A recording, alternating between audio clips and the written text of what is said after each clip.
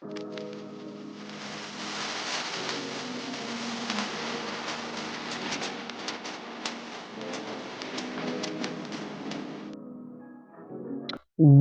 million. Say it with me. $1 million. Usher Raymond, Big Sean, two black men, both Boys and Girls Club alumni, okay? Both from the same creative economy that tried to tell them that their gifts were not careers. They just dropped $1 million entertainment innovation incubator in Detroit. Amazing. This incubator is for kids 14 to 24. We're talking about a 13,000 foot facility inside Michigan Central. Hello? We're talking about a virtual production studio, a special effects lab, a creators lounge, AI technology, 3D production, industry credentials through Emory University's business school, seed funding, and direct mentorship from executives and creators at the top of the industry.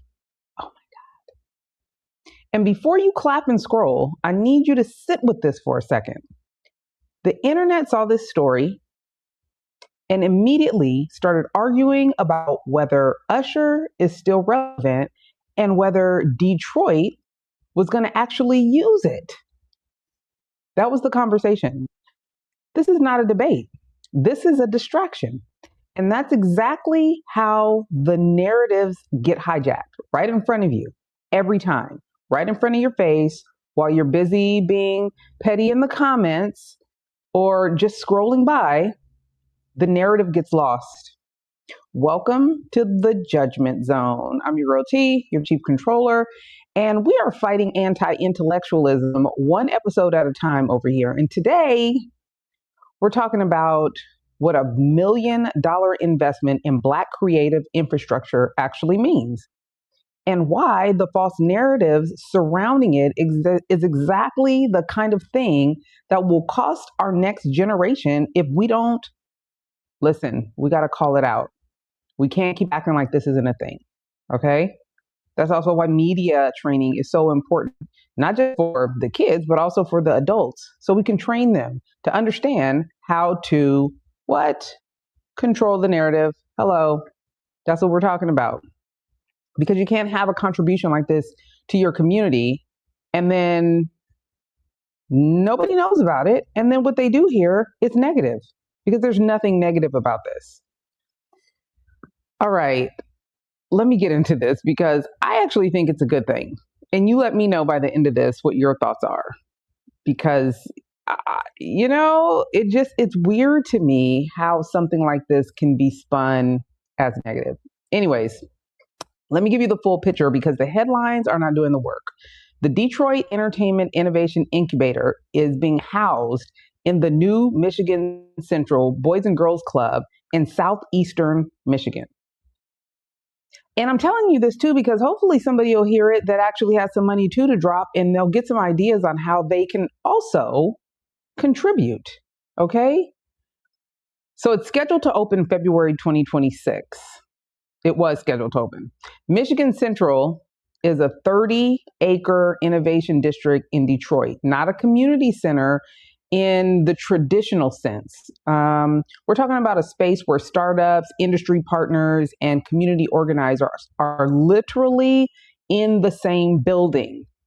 So starting a program for kids, for youth, 14 to 24, in a building where other professionals are already doing it. Now, Big Sean and people acting like this is just a celebrity. Some people are acting like this is just a celebrity photo op.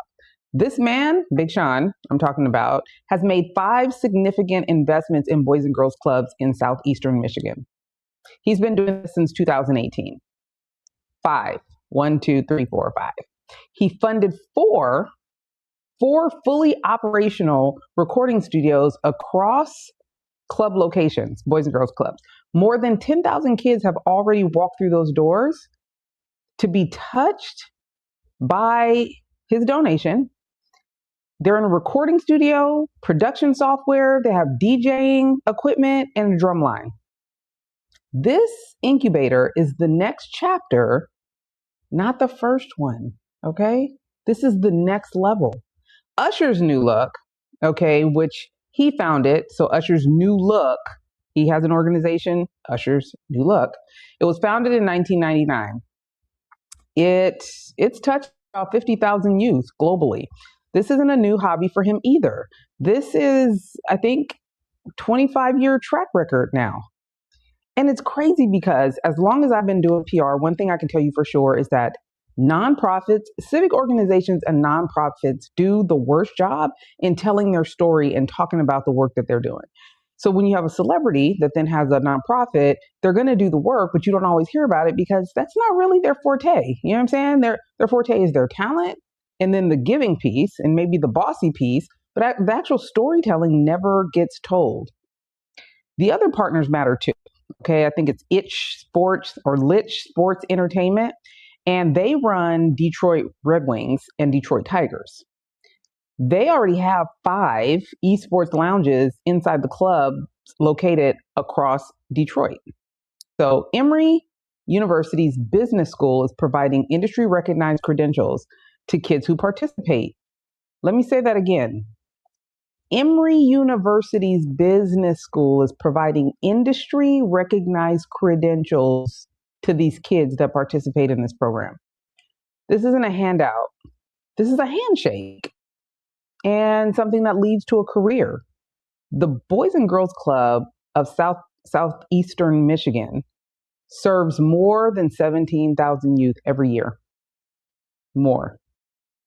That's just one club. This is not a small number. This is a city within a city, and somebody just gave the city a production studio, a business school partnership, and seed funding. You see how that works? Now, let's talk about the part that should make all of us a little uncomfortable. The creative economy is one of the fastest growing sectors in the global economy. We're talking about content creation, music production, film, digital media, AI assisted art, immersive technology. These are not hobbies. These are billion-dollar industries.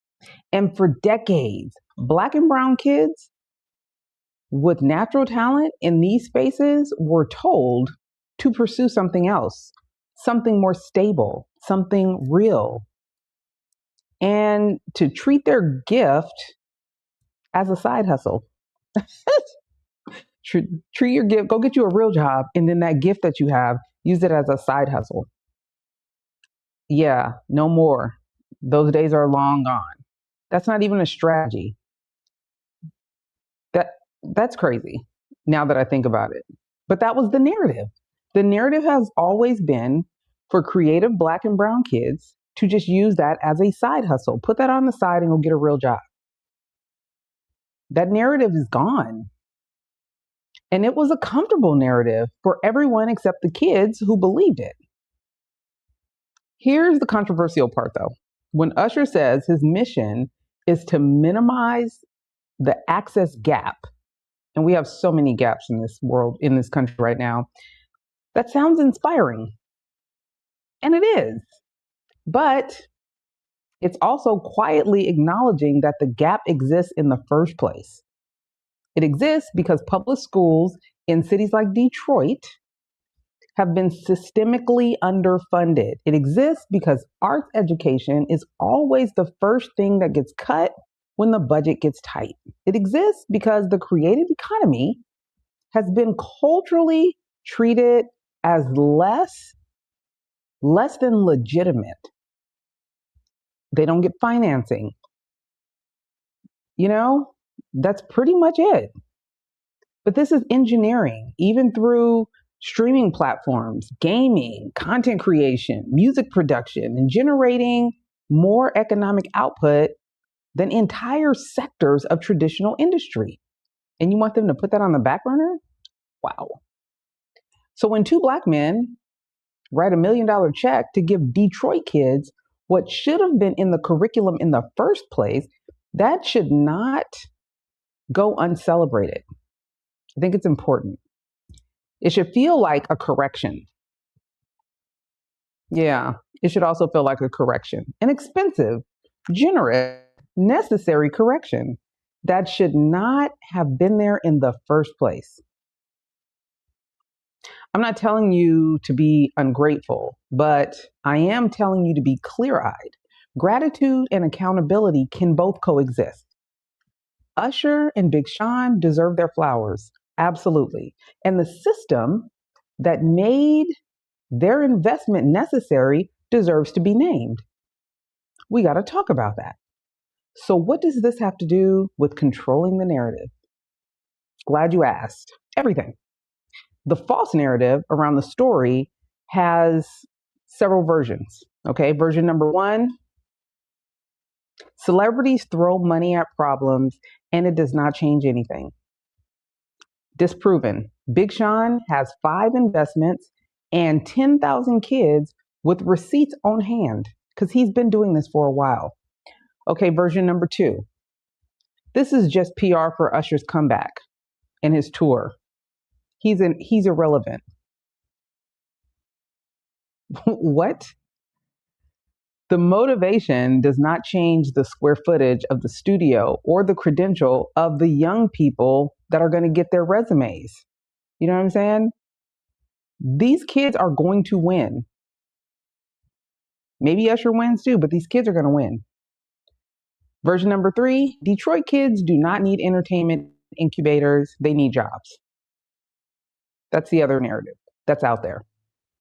This is a job. Welcome to 2026.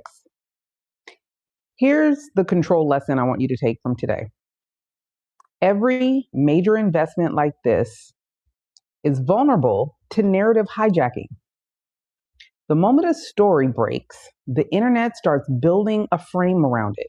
And if the people closest to the work are not loud and clear and consistent about what the story actually is, the distorted version always wins.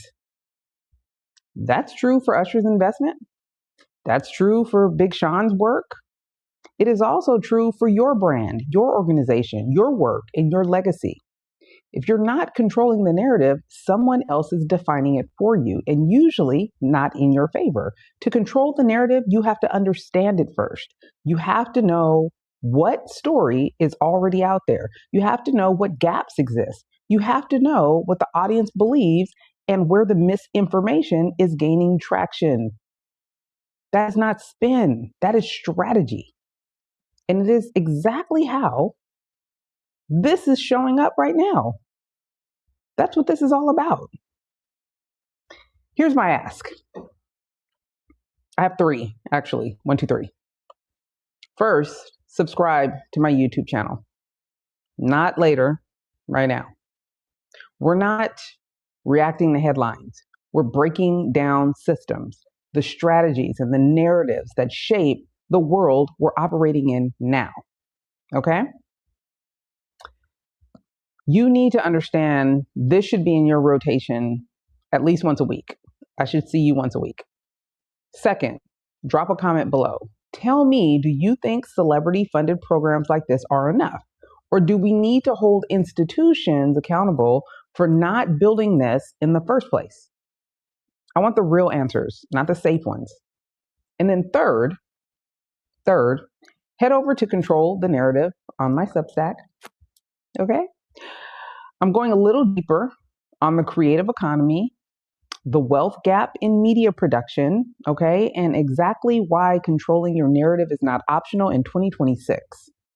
The link is in the description, and it's also in my bio, and it's everywhere I am. I want you to go read it. Yeah. Then share it because your people need it too. We really have to learn how to wrap our arms around the narrative that's out there in the media and in our communities. All right? I'm your girl T, your chief controller. And like I always say, if you don't control the narrative, the streets will, and it will not be in your favor. All right, bye.